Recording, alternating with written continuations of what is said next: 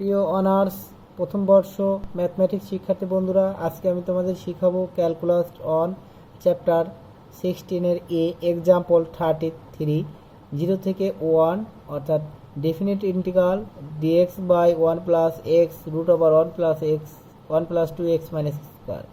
এর নিয়ম হলো রুটের ভিতরে দ্বিঘাত এবং রুটের বাইরে একঘাত রাশি থাকলে রুটের বাইরে একঘাত রাশিটুকুকে 1/z ধরতে হয়। সো ধরি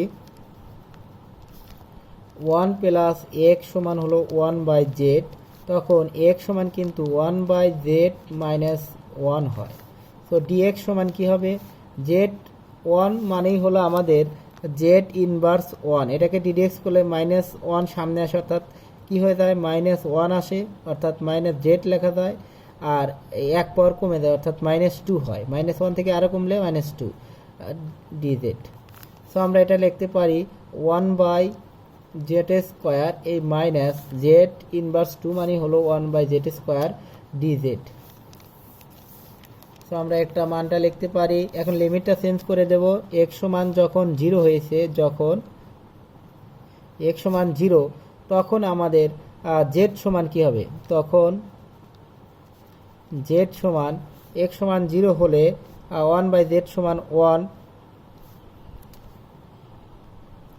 1/z সমান 1। সো z উল্টে দাও, z সমান 1 উল্টে যাবে 1, সো z সমান 1। দেখো, লক্ষ্য রাখো, এটা একটু ভালো করে তোমাদের ব্যাখ্যা করে দেখাই একটু, যে 1 প্লাস এক্স সমান হলো 1/z। সো z সমান x সমান যখন 0 হবে তখন 1 সমান হবে 1/z। জেডটা উল্টে দাও, শুধু z হয়ে যায়, আর 1টা উল্টে দিলে 1 অর্থাৎ z সমান 1। আবার যখন x সমান 1 তখন x সমান যখন 1 হবে তখন কি হবে? x সমান 1, সো 1/z সমান হবে 1 প্লাস 1 2, সো 1 প্লাস 1 সমান হবে 1/z। সো জেডটা উল্টে দাও, জেড, আর এটা উল্টে দিলে কি হয়? 2 উল্টে দিলে হলো হাফ হয়। সো আমরা জেড সমান লিখতে পারি হাফ। তো এখন মানগুলো আমরা বসিয়ে দেবো। জেড সমান কি হবে? 0 ছিল তখন ছিল 1, আর এটা ছিল হলো হাফ। আর ডিএক্স এর মান কি ছিল? Minus 1/z square DZ. এই মাইনাসটা সামনে নিয়ে আসলাম, আর এখানে লিখলাম 1/z স্কোয়ার ডিজেড।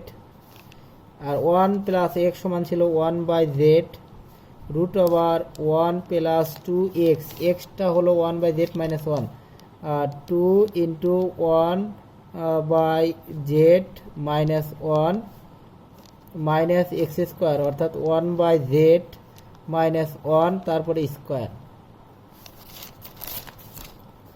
এখন যে কাজটা করতে হবে সেটা হলো মাইনাসটা আমরা যদি সরিয়ে দিই তাহলে এই হাফটা নিচে আসে আর 1টা উপরে চলে যায়, আর 1/z স্কোয়ারে z স্কোয়ার নিচে লেখা যায়। সেটা হলো কিভাবে দেখাচ্ছি তোমাদের। ডিজেড 1/z আর নিচে হবে জেড স্কোয়ার, এটা নিচে লেখা যায়। এই নিচের হওয়ার এখানে উপরে লব হয়ে যায়, সেটা কাটলে কি হয়? জেড আর root over 1 plus 2/z minus 2 সাথে এটা গুণন, 2 সাথে এটা গুণন, মাইনাস এটা square plus 2a plus B square সূত্র ফেলা, অর্থাৎ 1/z স্কোয়ার মাইনাস 2ab অর্থাৎ 2 ইন্টু এ, এটাই হলো 1/z, বি হলো 1 দিলেও তা না দিলেও তাই, প্লাস বি স্কোয়ার অর্থাৎ 1-এর উপরে স্কোয়ার। এইটা আমরা লিখলাম ইন্টিগ্রেশন হাফ 1 ডিজেড। এখানে আসলো জেড, আর ভিতরে দেখো কি কি আসলো আমরা একটু লক্ষ্য করি। 1 plus 2/z minus 2 minus 1/z square minus 2/z, এই প্লাসে মাইনাসে হলো মাইনাস, মাইনাসে কিন্তু আবার প্লাস, প্লাসে মাইনাসে কিন্তু মাইনাস 1। তো এটা আমরা একটু লসাগু করব। এখানে 1/z স্কোয়ার ছিল, এখন যদি লসাগু করি integration half 1 dz Z root over ভিতরে লসাগু করব হলো জেড স্কোয়ার লসাগু। সো 1 সাথে জেড স্কোয়ার গুণ করলে কি হয়, জেড স্কোয়ার, জেড দ্বারা জেড স্কোয়ার ভাগ করলে জেড, তার সাথে 2 গুণ করলে 2z, 2-র সাথে এটা গুণন, ডাইরেক্ট গুণন, -2z স্কোয়ার, এটা দ্বারা এটা ভাগ করলে 1 দ্বারা আবার অনেক গুণন করলে আমাদের কি হয় -1, এটা দ্বারা এটা ভাগ করলে জেড, জেডকে আবার 2 দ্বারা গুণন হলো +2z, মাইনাসের সাথে জেড স্কোয়ার গুণ করলে -z স্কোয়ার। এখন জেড স্কোয়ার কাটা, এখন এই 2z 4z -1। এখন আমরা যে কাজটা করব সেটা হলো, দেখো এখন আমরা যে কাজ করতে পারি, 1/2 এই জেডটা রুটের ভিতরে গেলে কিন্তু জেড স্কোয়ার হয়ে যায়, অর্থাৎ dz বাই রুটের ভিতরে আমরা জেডটা নিয়ে নেব, অর্থাৎ জেড স্কোয়ার, আর এখানে এই জেড স্কোয়ার স্কোয়ার রুট কেটে যায়, আর এই 2z 4z -2z square plus 4z -1। তো আমরা এখন যে কাজটা করব, ইন্টিগ্রাল 1/2, এখন আমরা এটা লিখব dz বাই রুটের ভিতর -2 যদি কমন নেই, তাহলে 2 যদি কমন নেই কি থাকে, -z স্কোয়ার প্লাস 2z -1/2। তাহলে এই √2 আর রুট এটা, অর্থাৎ এটা যদি আমরা 1/√2 সামনে নিয়ে আসতে পারি, 1/2 dz, এটা লিখতে পারি এখন -z স্কোয়ার প্লাস 2z -1, অর্থাৎ এটাকে আমরা এখানে তৈরি করব dx বাই এই সূত্র, dx by X square plus A square, বা A square minus X square, বা এক্স স্কোয়ার মাইনাস স্কোয়ার, অর্থাৎ 19, 20, 21 সূত্রগুলো আমরা তৈরি করব, বা 18, 19, 20, 21, 22 এই সূত্রগুলো তৈরি করার চেষ্টা করব। সো এখানে আমরা যদি আমরা মাইনাসটা কমন নিয়ে রাখি, মাইনাসটা ধরো কমন নিলাম, তাহলে জেড স্কোয়ার -2 এ, অর্থাৎ এটা a square plus -2 a b, বিটা আমরা জানি না, ইন্টু 1 দাও, বিটা 1 কারণ 2z যাতে হতে হয়, প্লাস বি স্কোয়ার, অর্থাৎ 1-এর উপরে স্কোয়ার। তাহলে আমরা দেখো a square -2a plus B square, এখানে একটা আমাদের এক্স স্কোয়ার চলে আসবে। আর এখন আমরা এইটা সমান আমরা যে লিখব, যে -1টা এখানে আছে মনে করতে হবে, এইটা সমান এইটা, দেখো মাইনাস মাইনাসে প্লাস, এটা সমান এটা, কিন্তু এইটার সাথে এটা -1, কিন্তু এখানে আছে -1/2। সো -1/2 নিলাম আমরা, কিন্তু -1। সো এখন আমাদের কিন্তু বেশি নেওয়া হয়ে গেছে হলো +1/2, যদি আমরা -1/2-এর সাথে -1 না নেওয়া হয়েছে, এখানে যদি +1/2 করি তাহলে কিন্তু -1/2 থাকে, তাহলে -1/2 আমাদের এখনো থাকে। সো এখন আমরা কি নেব, +1/2 নিলে আমাদের সমান হয়। সো এটা সমান আমরা এটা লিখতে পারি। এখন 1/√2 1/2 এটাকে লিখতে পারি আমরা dz by Z square -z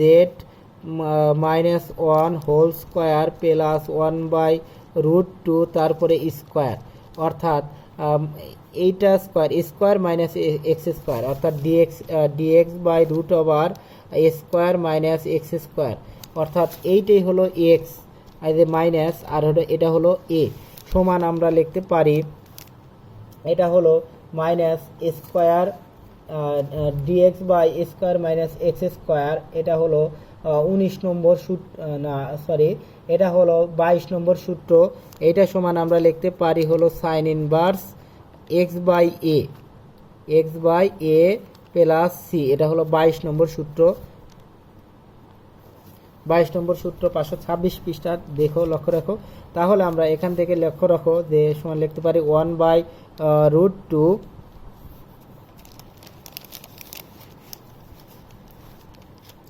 1/√2 sign inverse, আমরা লিখবো sine inverse X by A, এক্সটা হলো, এটা হলো এ আর এটা হলো এক্স, অর্থাৎ হলো z -1, আর এটা হলো 1/√2। সো 1/√2 আমরা যদি লিখি, সো এই √2 কিন্তু উপরে গুণন হয়, অর্থাৎ উপরে গুণন দিয়ে দেওয়া যায় √2। এখন এইটারকে আমরা লিমিটগুলো বসিয়ে দেব হাফ আর হলো 1। সো লিমিটগুলোর মান বসিয়ে দিলেই আমাদের কাঙ্ক্ষিত মান হয়ে যাবে 1/√2। এখানে আমরা একবার 1 বসাবো, এখানে যদি আমরা 1 বসাই, দেখো 1 - 1 0 হয়ে যায়, পুরোটুকুই 0। আর যদি হাফ বসাই, হাফ মাইনাস 1 সমান হলো -1/√2। সো আমরা যদি আমরা এখানে